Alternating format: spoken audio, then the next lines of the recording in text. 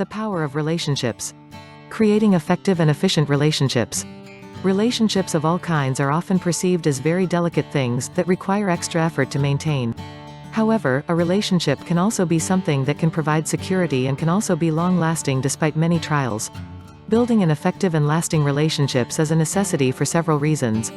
For example, in a group or organization, the well-being of the people depends on how efficient and effective that group or organization works.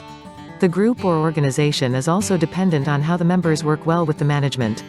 An ineffective group or organization can really be very frustrating. An effective group or organization can also ask so much on their members that sometimes the members would be having no life outside the walls of the area where they work or sacrifice the other aspects of their life just to meet deadlines. For an organization or group with this kind of scenario, relationships can be stressed or suffer from breakdown. People or other entities who depend on these groups or organization also suffer. Society is defined as a web of relationships, which requires all parties to work and contribute their share in order to achieve a common goal. Having a relationship that is good, where cooperation and respect are manifested, can make society work better. In this way, each member works for the good of the whole and towards achieving a common goal. This can only be attained with effective and efficient relationships. Understanding the other party's feeling and position creates an effective and efficient relationship. The easiest method to understand what is important to another party is to ask them what they want and listen to what they have to say.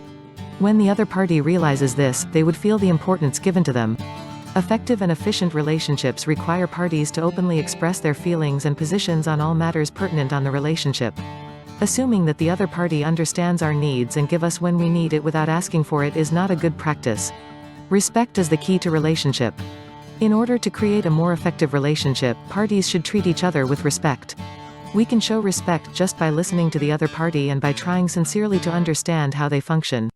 You can also show respect to other parties by confirming that they are doing everything they can. The opposite of respect is quick forming of judgments based on unfounded facts and prejudice. Respect is the very foundation for a great relationship. This also means respecting yourself and respecting others.